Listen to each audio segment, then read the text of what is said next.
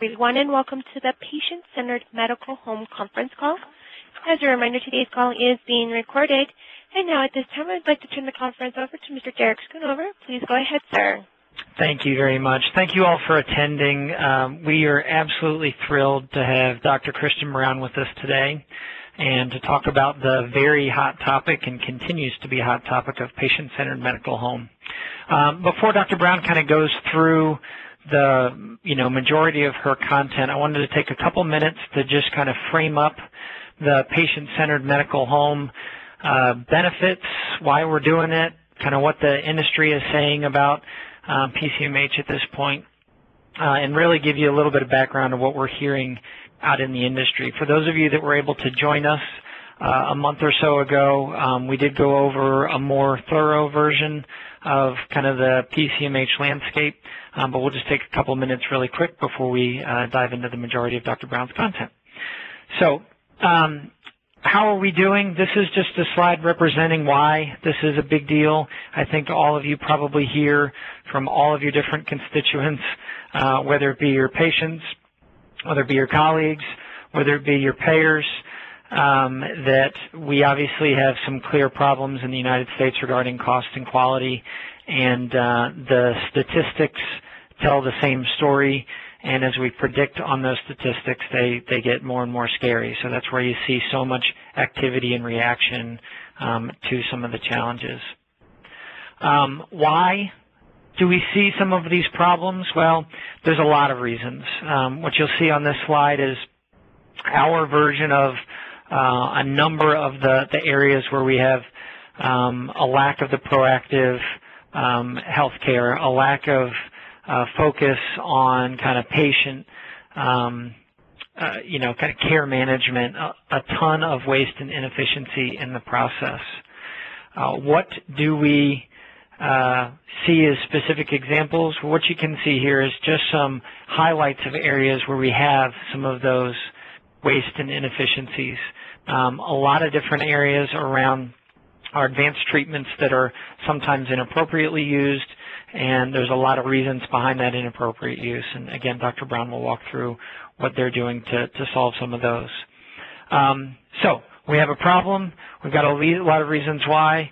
A lot of folks trying to solve this problem, but first and foremost is our largest payer in the United States with about 50% of the monies, which is CMS, and obviously Health and Human Services released a national strategy for quality improvement in healthcare, and a lot of this also relates to the AAA, which obviously brings in the cost component as well. So as the government starts to solve problems, we also see a lot of other industry groups solving the problems. And the patient-centered medical home concepts and the joint principles are continuing to have a tremendous amount of momentum by industry groups, again, by your peers, by the payer community, by the government. And so this is just some examples of those industry groups, some of the examples of NCQA certification, program adoption, and then obviously some of our senior political figures endorsing the patient-centered medical home models. All that being said, the stuff that we like about it is the data that's starting to come out of a lot of the primary care projects that are going on. We're fortunate enough, again, to have Dr. Brown, who was a pilot organization in some of the work that they've done, but the organization, PCPCC, and you can go to their website, pcpcc.org, does a tremendous amount of tracking and management of all of the research that's coming out regarding how PCMH is impacting cost and impacting quality. So all that being said, we are excited about the opportunities that PCMH has in front of us, but obviously there's a tremendous amount of challenges. And again, we're fortunate enough to have Dr. Kristen Brown with us today to walk through how she and her practice are solving this problem, how they're using Practice Partner to solve this problem, and on top of that, some of the challenges that she's experienced, whether it be change management or whether it just be kind of the time and the energy and effort that it takes to make this transformation. So Dr. Chris Brown has been with Westshore Family Medicine for 10 years. Again, they were a pilot PCMH practice with TransferMed, and she is now a co-chair for a PCMH steering committee for her local physician group. So, Dr. Brown, really appreciate you hopping on. Why don't you take everybody through your world and how you've been able to make this transition? Hey, thank you. Thank you for that introduction. So my objective today is to introduce practice transformation, and that's something that we could spend a whole hour on alone. So I'm just going to go over a high-level overview on that. We're going to highlight the patient-centered medical home standards according to the NCQA requirements. And then through that, I'd like to share some ways that we use practice partners to help us meet those standards and deliver better quality, safer medicine to our patients. I have a lot of slides, so some of them are pretty quick, and I'm going to go through quickly, but I understand they'll be available for review as well when we're done. So my practice is Westshore Family Medicine, and we are hospital-owned. Trinity Health is our mother organization. In our group, we have 8 physicians and 2 PAs. We have some 30-plus support staff and a few different teamlet models in our office. I work with 2 medical assistants. Some of our other physicians still work 1 medical assistant, 2 provider, but we're looking at standardizing that across the practice and trying to get up to 2 MAs per provider for everybody. We have lab and radiology in office, and a diabetic case manager who's an LPN currently working on her RN degree. We have 2 PharmDs that come in part-time to assist us, and then we have a massage therapist for the patients, not us. So 3 of our providers, we all do family practice. 3 of our providers also continue to perform obstetrics. We don't do inpatient care anymore. And we've been on Practice Partners since 1995. I've been with the group for the last 10 years, and when I joined, we really used the electronic record as a electronic paper chart. We did not take advantage of a lot of the functions until maybe the last 7 to 8 years when we've really started to dive into what the electronic record can do for us. We use SureScripts for our electronic prescribing. We have a patient portal. We use the web view. And we've been part of PPRNet since '96 as well. And for those of you not familiar, this is a research-based organization that uses Practice Partners electronic medical record to, they have practices sign up that are on Practice Partners, and then they extract data and help us with quality improvement within the office. And they've been just instrumental in our practice redesign. And then because none of the EMRs had a great patient registry in the beginning, and a lot of them are still working on that, we have an outside registry called Wellcentive. And then my our email is up there, so you can look at our webpage if you're interested. So the patient-centered medical home, I think Derek did a great job introducing what that's about. So I just wanted to highlight that this is an ongoing relationship with a personal physician who leads a team that's going to provide care.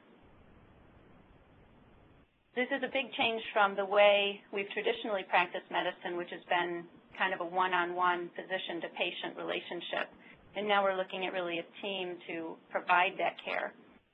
Just simply implementing an EMR does not create a team, and it does not create practice transformation. This definitely takes planning and time and some unexpected turns along the way. And again, just creating teams doesn't necessarily mean that you're going to have effective teamwork. You have to work at those processes. And when you're team building, it really requires new attitudes. The new attitudes are among staff and providers alike, but I think it may be the most difficult for providers in the sense that we need to learn to be better delegators. Traditionally, providers are used to being told that they have to do every step themselves along the way, or it's not going to be done correctly or completely. And that's not the truth. And what we're seeing and what I've learned is that by using my staff to their fullest licensure And by delegating jobs to them and tasks that they're well-trained and equipped to do, then often they do a better job than I would. And a big part of that's because I just don't have time. There's not the time. But so a patient gets a lot better care when we use the team to deliver those things that the patient needs. The leadership needs to come from the providers. And we have to walk the walk and not just talk the talk. And that's really important because the staff do look up to what the provider's doing and if they're following the protocols and if they're accepting of the change.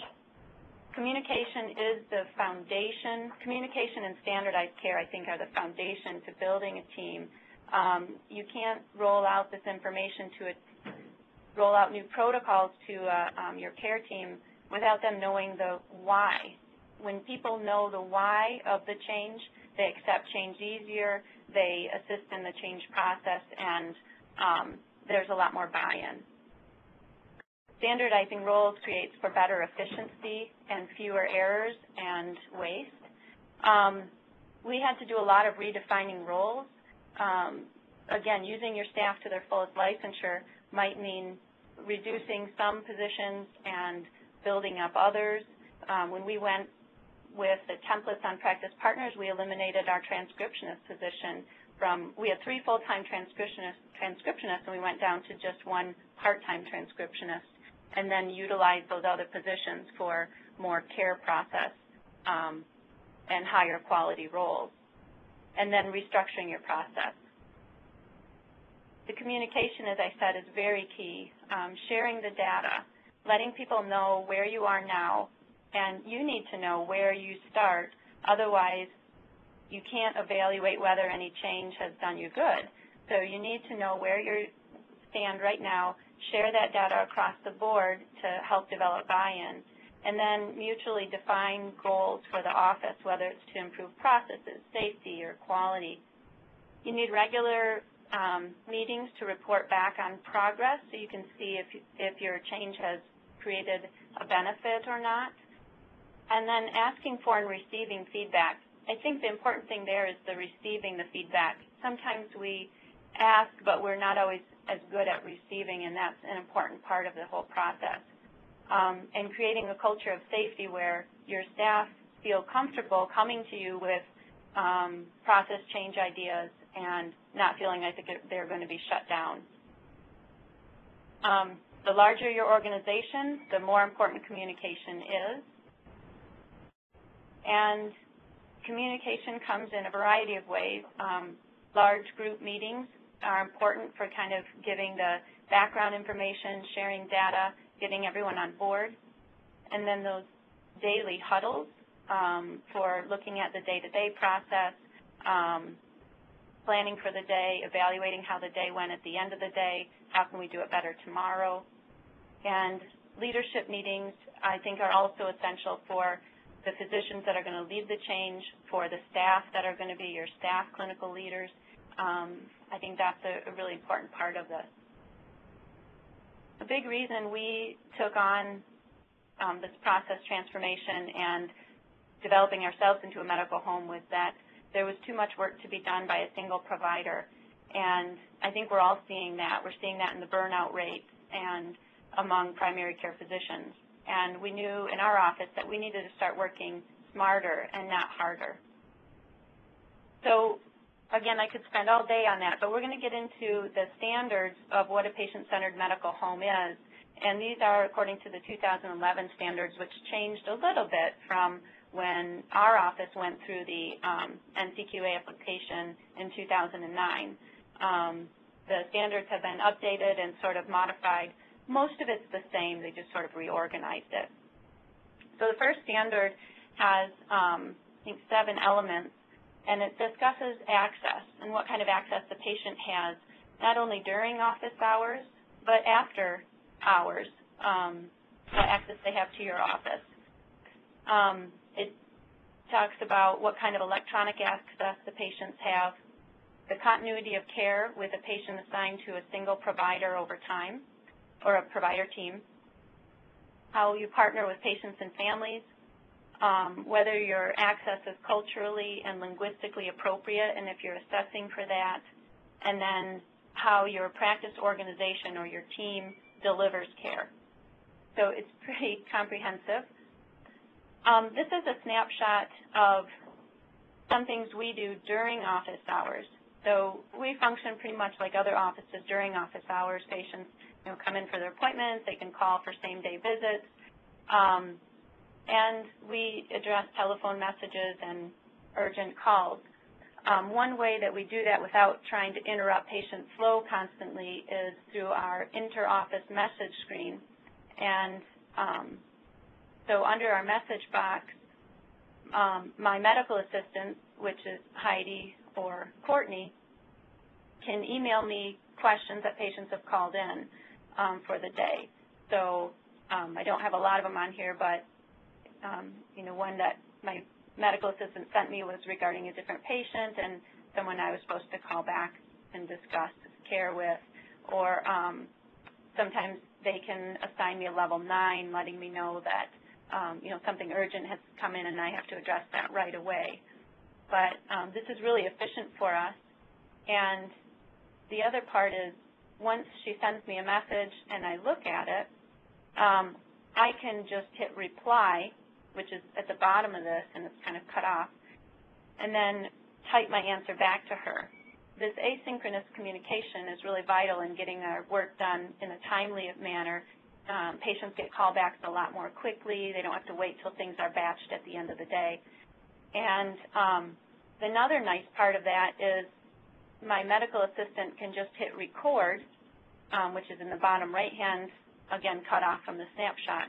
But when she hits record, it gets recorded and stamped into the chart, and we don't have to then type out the documentation for the phone call and how it was handled. So this is an example of how a note was stamped into the chart under progress notes.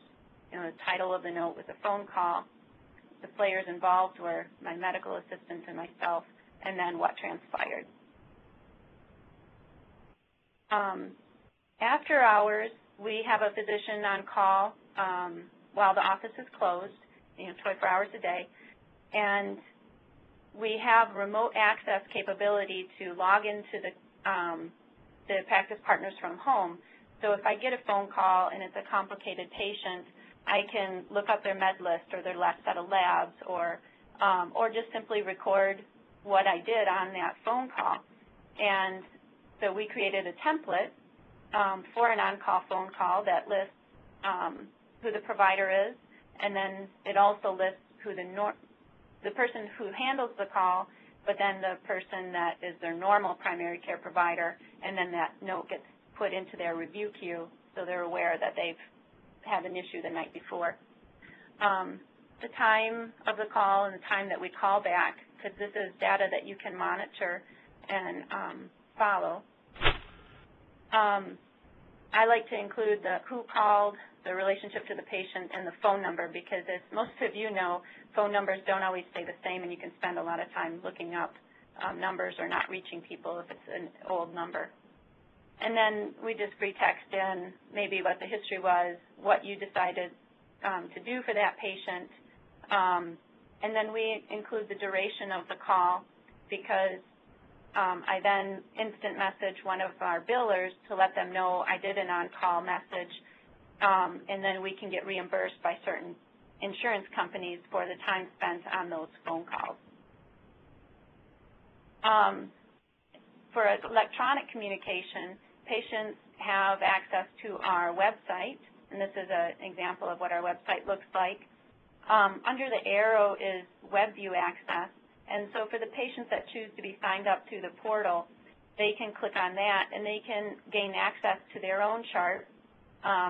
So this is an example, would be my chart. And I can write a new message to my provider if I have a question or request a refill or whatnot. I can also look through my chart at major problems. What allergies do they have listed for me? What medications do I have in my current prescription inbox? Recent lab results or x-ray results. And I can look up what do they have under my past medical history, my social history, my family history.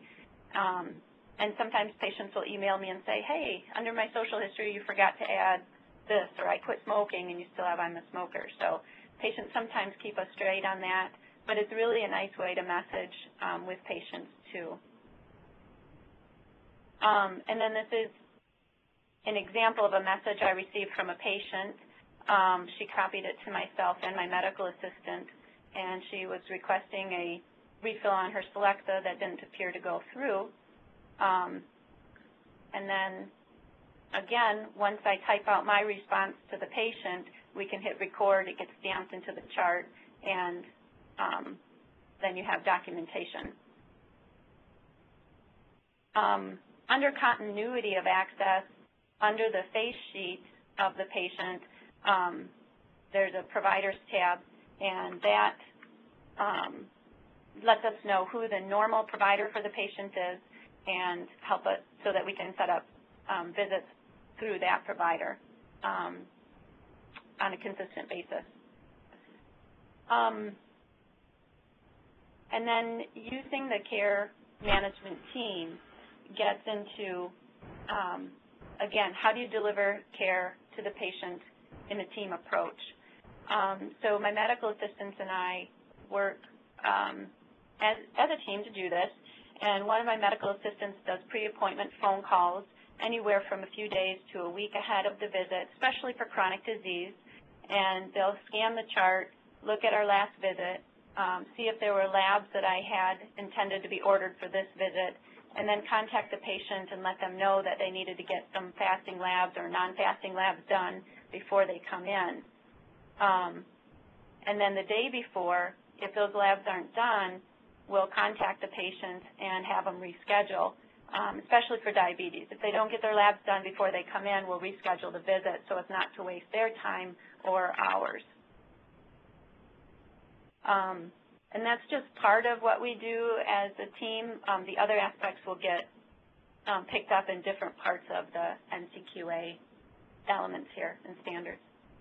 The second standard is managing patient populations, and that looks at what kind of basic data do you collect on patients? Is it searchable? What about the clinical data, and is that searchable? Do you do a comprehensive health assessment, and how do you use your data for patient population management?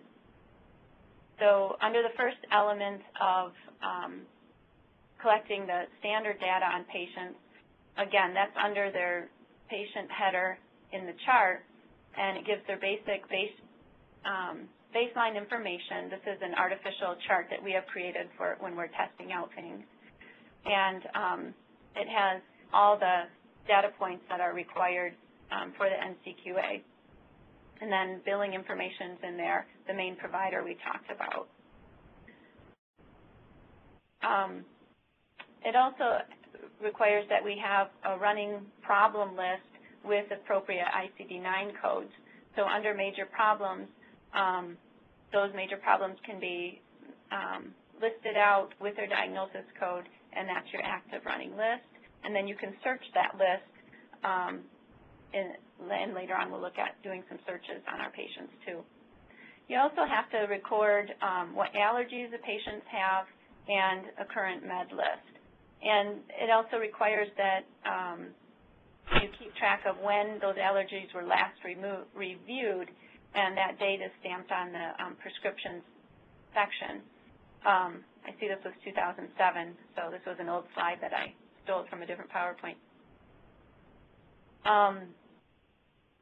Another component is keeping track of age-appropriate preventive services. And so under health maintenance, we build a screen that lists, according to patient age, what standard evidence-based things should be done on a routine basis, like a flu shot. There's also standard health maintenance items that are done for chronic disease, like for diabetics, an annual eye exam. And then when they turn red, we know they're due. And then we've created protocols around our health maintenance so that my medical assistants can look at those and order them at any point of contact if there are overdue health maintenance. Other clinical searchable data is recording height, weight, BMI on patients, and that's done for us at every single visit. For children, recording weights and heights and being able to graph those. So if you click on the weight and graph, then you'll get a growth curve for that patient. And then in addition to being able to have those clinical elements available, you need to be able to have lab data stored, x-ray stored, and letters and consults, and that, of course, is all separated under the tabs in Practice Partners. Another component of the second standard is to be able to do, or requires us to do a comprehensive assessment of our patients, and basically a physical exam, but it has to have key components in it. And again, this is where our care team really gets involved. We have a pretty extensive physical exam template, and this is just a snapshot of the beginning.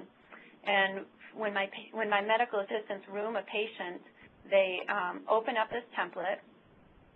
The vital signs are automatically put in. Now, they're not shown on this screen because this is a fake chart and I didn't create fake vitals for it, but they would normally be brought into the note automatically with some logic cues.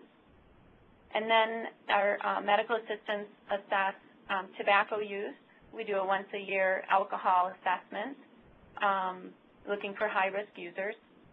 The immunizations are pulled into the chart to let us know if they're overdue or remind us to look at their health maintenance to see if they're due for any standard immunizations, which are then administered before I even go in and see the patient. The next part is they go through medication reconciliation. And so allergies are pulled into the note and reviewed. The medicines that we have on their current list is pulled into the note. I have my medical assistant review the medications in the note template and make notations behind the medicine if they need a refill or they've stopped taking it or other comments on the medicines.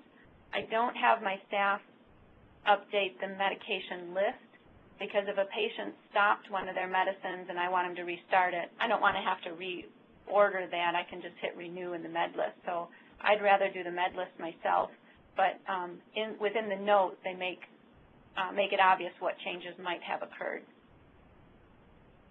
And then they also start the HPI, so they'll kind of document any current issues the patient has. That's really helpful in setting the agenda for the visit because I can look at that before I go in the room and then sort of know how we're going to manage our time. Another requirement is assessing special needs of patients for communication, whether it's blind, deafness. So we put that in the beginning of our review of systems, and then my medical assistant will go through and ask all the review of systems before I go in the room.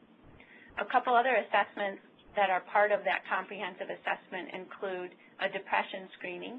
So we have a quick text for the PHQ-9 depression screening, and I kind of pulled it out of the note and blew it up so people could see it. So the black text is going to be in the chart. Anything in blue means I can click on it and then 0 will show up or 1 will show up.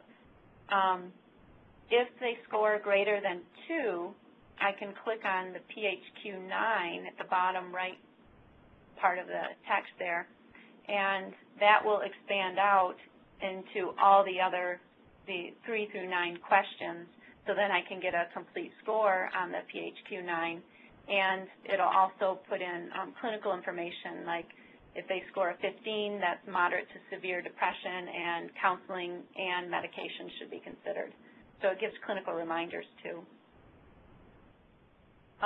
Assessing for any abuse is part of our review of systems, and then for patients 65 and older, we do an ADL and an IADL screen, which is also put into our chronic disease management template.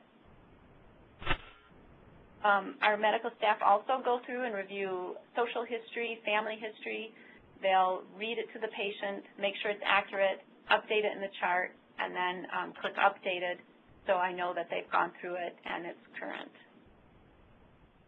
And then it's my turn to go in and do the rest of the physical. It's really helpful to have all that documented ahead of time, and it's really smoothed out our process.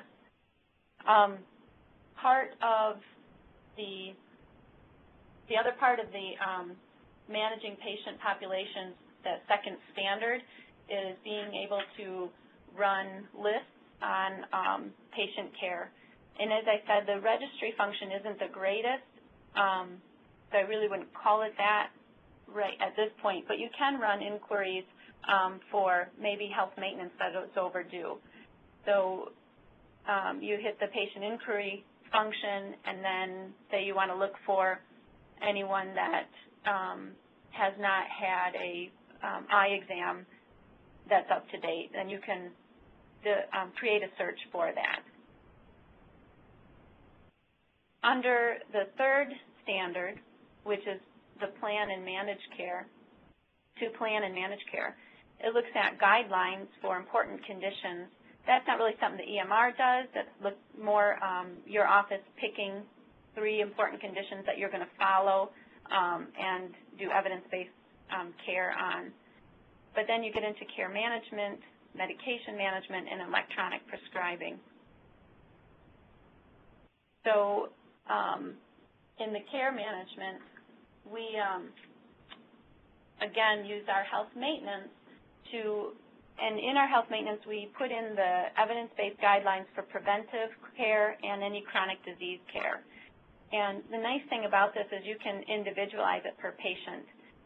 Any male from 51 to 64 is going to have the standard preventive services put in here. If they're diabetic, you can upload the diabetic template so that the diabetic standard of care goes in here. Same thing with hypercholesterolemia or other chronic conditions. And then say you have a patient with polycythemia vera and you want to do CBCs every 3 months, you can go down to template and create just a standard in here for a CBC or a hemoglobin, and then set your time frame for how often you want it done, and it'll become part of that patient's health maintenance. And the beauty of this is the standing orders that go with it. Anytime we have a contact with patients, whether it's a phone call for a refill, they come in for a visit, they come in for a depot shot, our staff are trained to quick look at health maintenance. And if there's red on there, to go ahead and order any of the necessary labs or recommend they schedule a physical if they're due for a physical and PAP.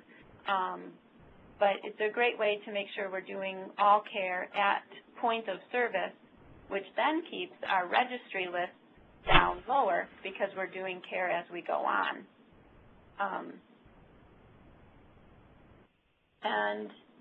And then again, looking at how we manage that care, maybe a better example than COPD would have been a diabetic that's coming in for a routine chronic disease. And as I said before, our staff will call ahead of time and ask those patients to get their labs done prior to their visit so that it makes the visit more useful. And then the staff go through and assess some of the review systems that pertain to chronic disease, but they also go through the home monitoring to see, are patients monitoring their blood pressure? Are they monitoring their blood sugars? If so, what are their averages? And they'll fill in that data for us, for the providers to review. Our chronic disease manager does most of this for us, and then in the plan, one of the elements under care management is creating individualized care plans for patients. And we have a quick text, again, that the arrow's pointing at for the self-management plan. And this is what it looks like when you click on that little blue SMS. This plan pops up, and then you can populate it. And it asks what the patient wants to do. Are they going to focus on healthy eating or activity or relaxation? And then what is the plan? How are they going to do that? When will they start? How much will they do and how often will they do it? What barriers do they have? And how can they break through those barriers? And then they give a confidence rating. And they also, if they want follow-up in 2 weeks or 4 weeks from our chronic disease manager to sort of assess where they're at with their goals, she'll go through that with them. And then this .H checks it off under health maintenance that we've done self-management goal planning with the patient.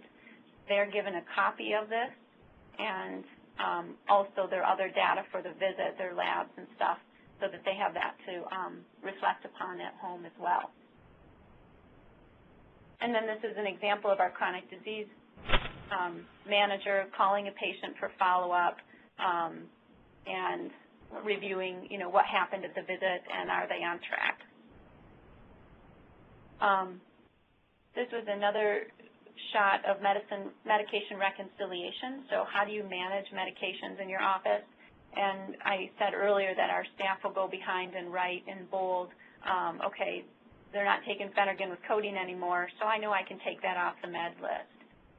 They want to refill their Vicodin. Okay, Vicodin's on there twice. I can take that second one off the med list. This helps us clean that up. Also, they assess for side effects, and now I know that metformin's causing some nausea, so we can do some strategy planning there. Or my chronic disease manager might address that with them too and give them ideas on how to reduce side effects. Under care management is prescribing medicines, and you have to show how you electronically prescribe. And we electronically prescribe almost all medicines that we can unless patients specifically request paper or we have to fax because of narcotics or the pharmacy's out of our range. So this is just a snapshot of starting a medication. Some of the requirements, again, are that you can electronically prescribe it, but that you have safety measures. So if you click these check boxes, it'll do a drug interaction check, it'll do an allergy check. We also have dose advisor. So if someone has a low creatinine and you're prescribing allopurinol, you click on that and it will identify what dose is appropriate. And then it also has a formulary manager if their formulary is on board with this. And these are some snapshots of how the LOPID or how drug interactions look. If you're writing something, it'll flag this. You can set the sensitivity as well because we all get a little bit of alert fatigue. So having it set too high, people tend to blow through the alerts and not pay attention to them, and then that creates a safety issue. And this picture just shows what that formulary, on this patient, there was no formulary information available because it's a fake patient. But if there is a formulary available, it'll pop up and tell you what's Tier 1, what's Tier 2, and then you can click alternatives if you're looking for those. In addition, this shows that I get notified from SureScript, from the hub, and they'll let me know if a patient's requested a refill. And those are under the orange tab that I blocked out, but that would have the patient's name, and then if I approve it, it gets documented as a renew request. And again, you can click one button and that gets recorded into the chart. Under self-management, and we are getting closer to the end, but under self-management support, that also is addressing how does your care team support patients in their self-assessments and their management at home. So the self-care process is done a lot with chronic disease, and our chronic disease manager does a big part of that. And we already looked at the self-management plan that she sets up with them. She gives them resources in the community, helps them get medications when they can't afford them, either through prescription plans and their free drug programs, or through Muskegon Health Project, which is a community-based project we have to assist patients get medical care when they're underinsured or not insured. So she does a lot for them.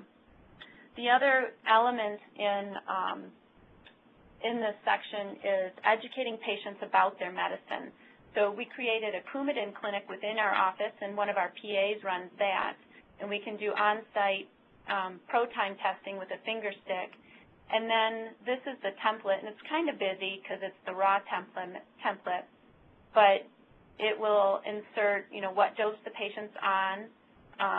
We can assess for any current problems with their Coumadin, any new prescriptions they're taking or over-the-counter medicines, what their result was, and then what their new Coumadin dose should be.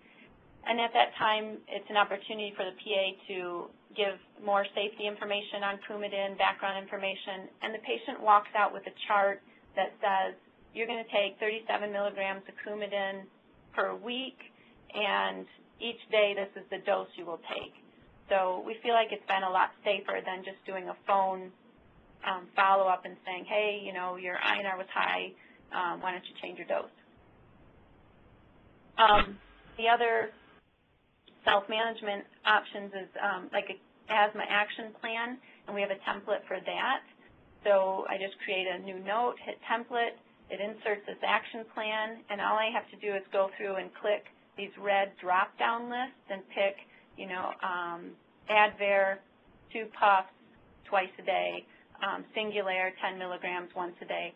It's really easy, click and go. I fill those in, and under the green zone, yellow zone, and red zone, and print that off, and the patient walks out with a copy.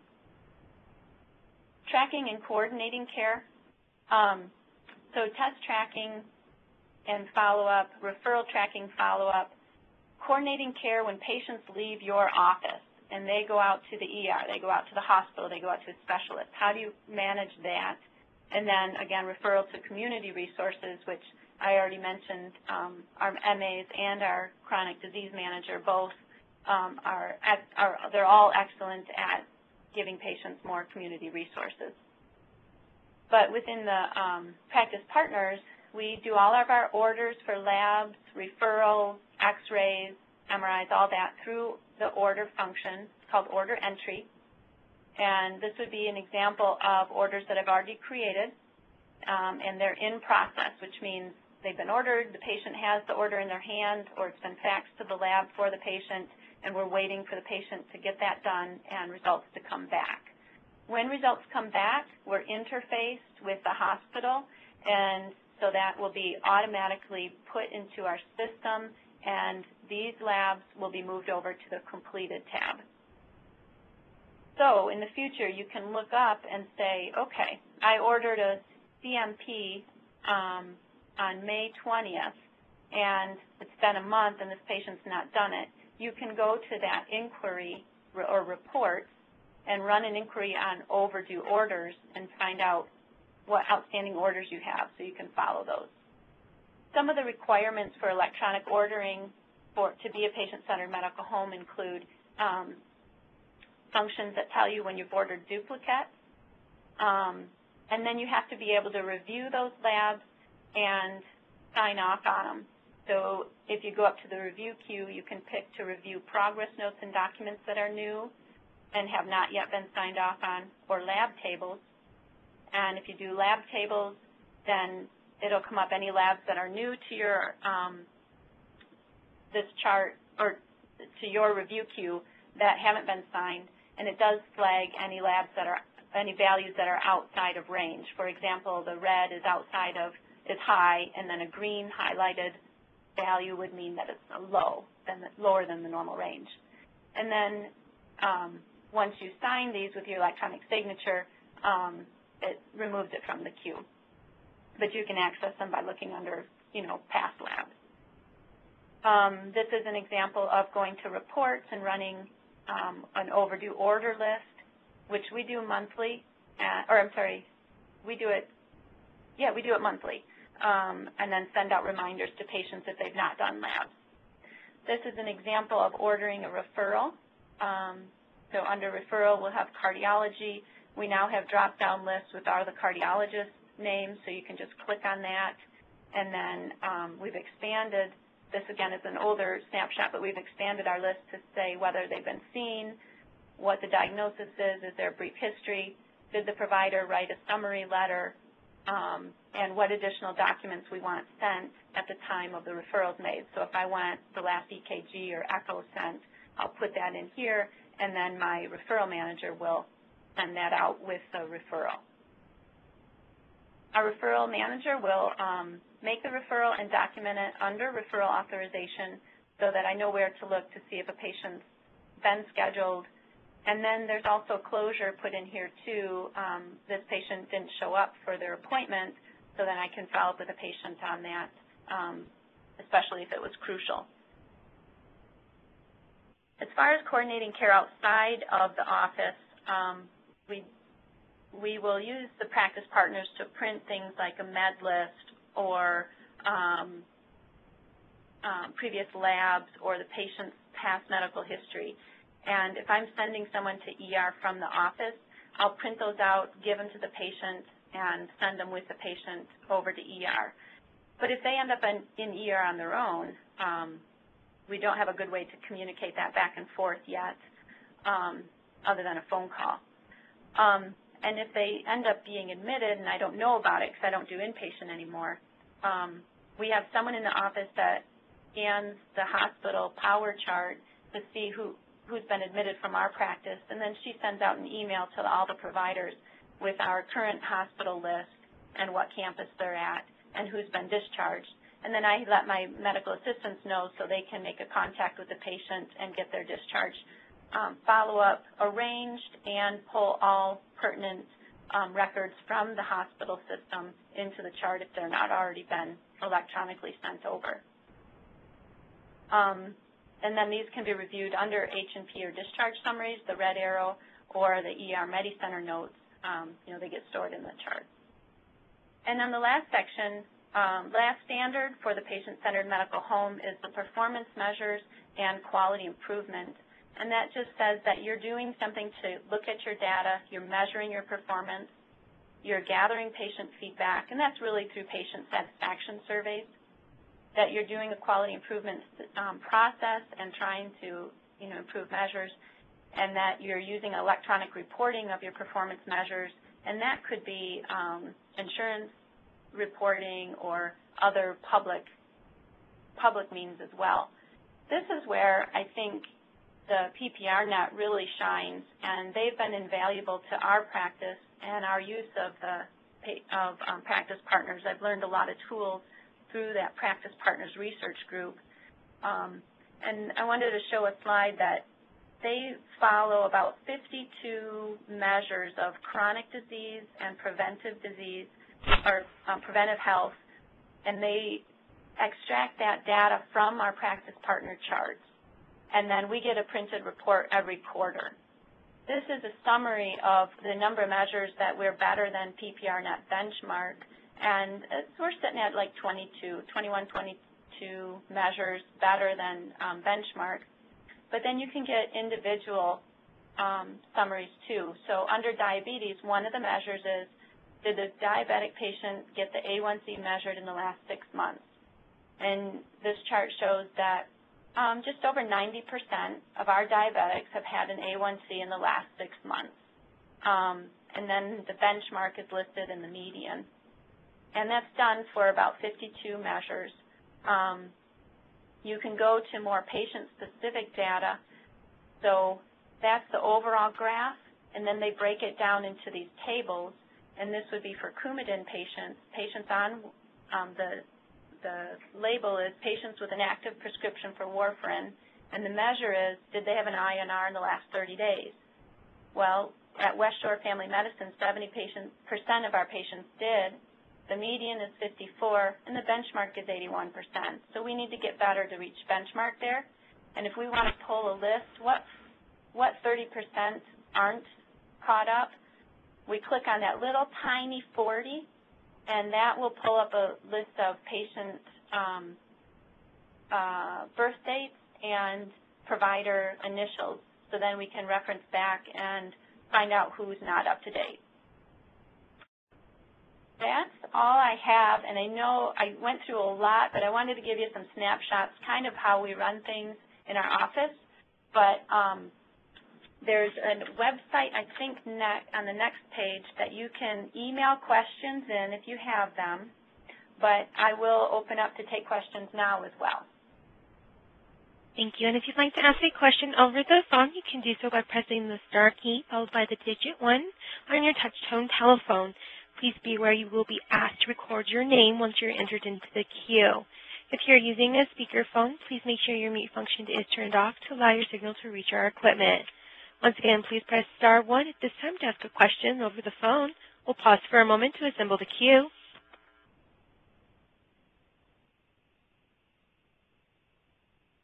And again, that is star 1 if you'd like to ask a question. And we'll go to our first caller, Alan Newby.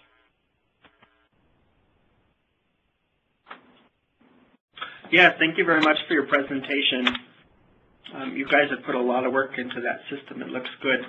I have a question. Have you had a chance to look at the registry mechanism that's in version 9.5 and how if you think it's going to work for you who've already been working with the registry?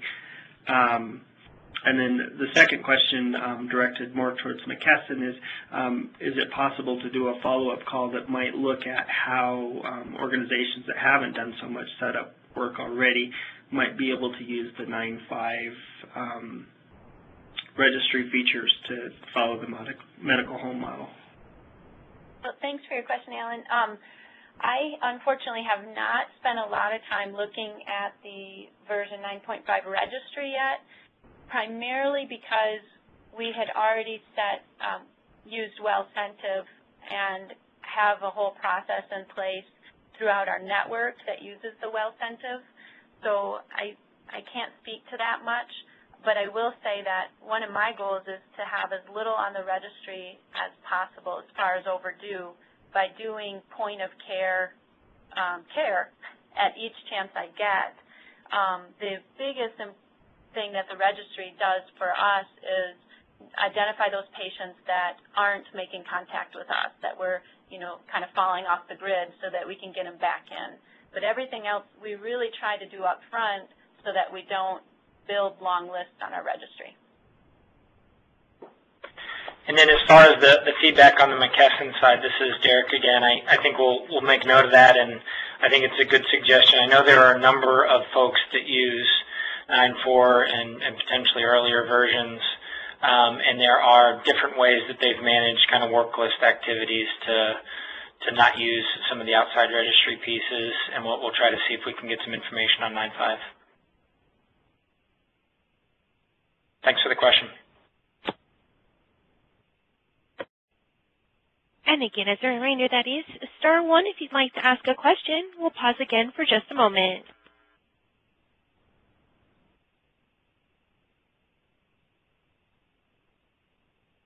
And it does appear at this time there are no further questions over the phone.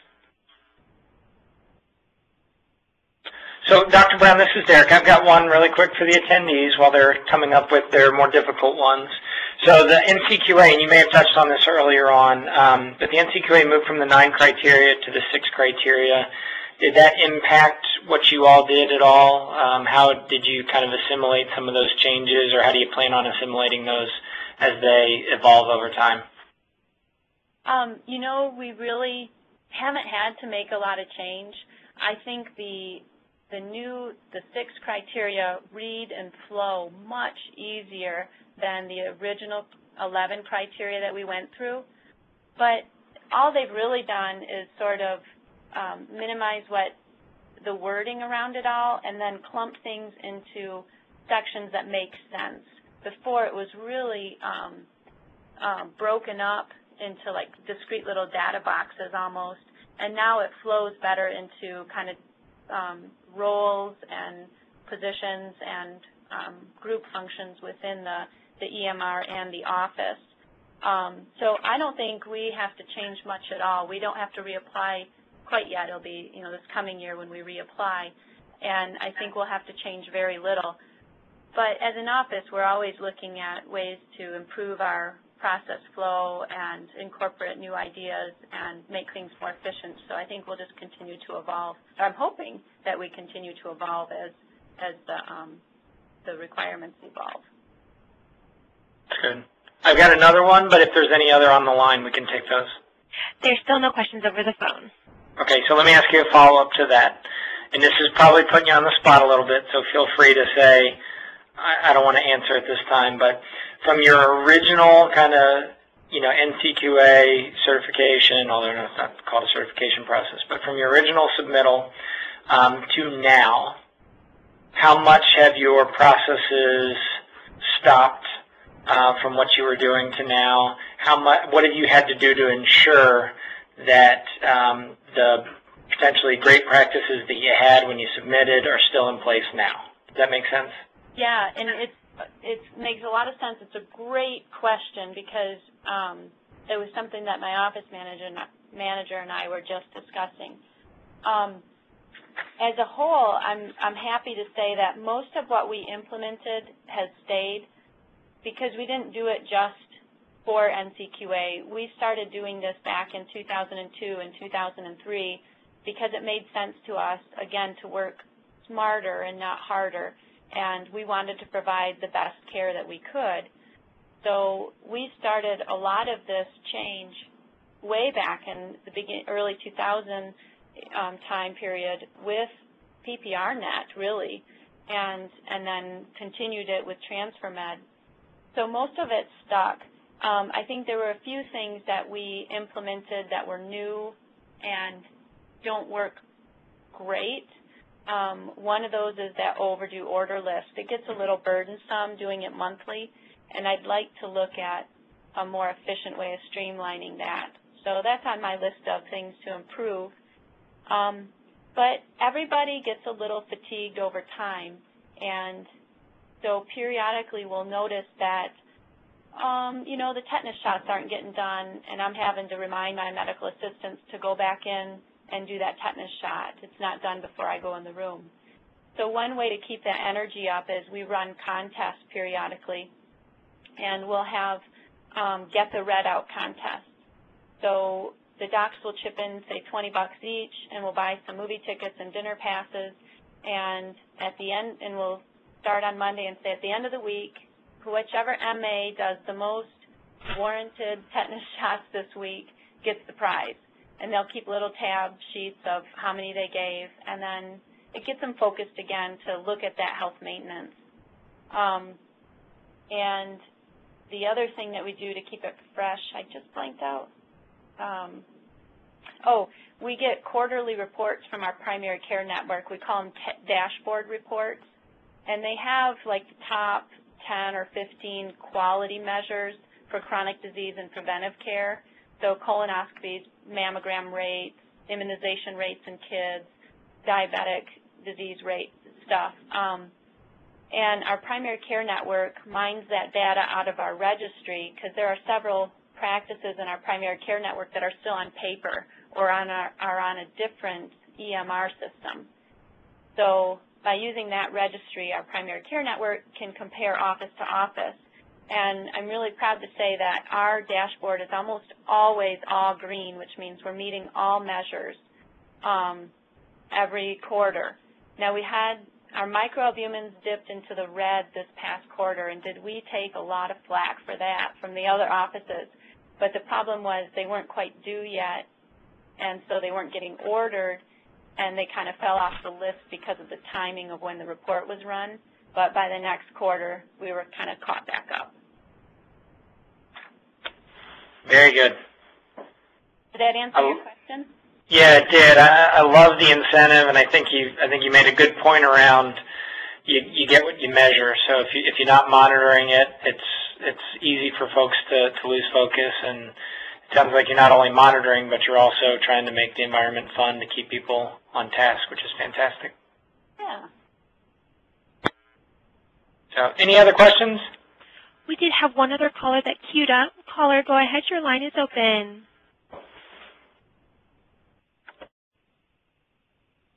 Caller, if you queued up for a question, your line is open. This is Buford Derman, and the question may actually be for the practice partner technical folks more. We've had trouble with the reporting system. And in talking to some other people, they've had trouble as well in different offices. My question is there some planned improvement in the patient inquiry and reporting system?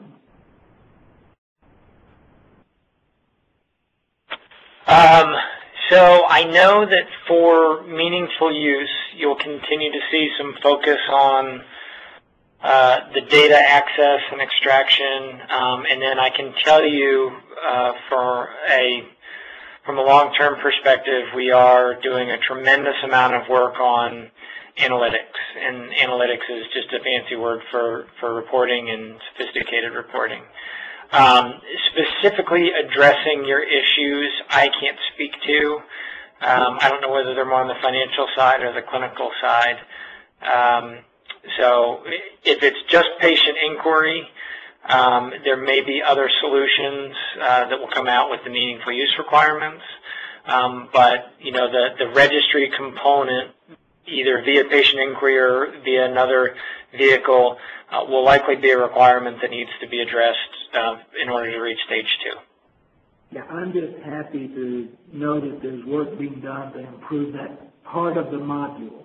So. Yes, there's a ton of work being done, and I would say it's very comprehensive, not just on particular pieces. Okay, thanks. Yep. And there are no further questions over the phone. Okay. Well, I think that means we're done. So, Dr. Brown, thank you very much.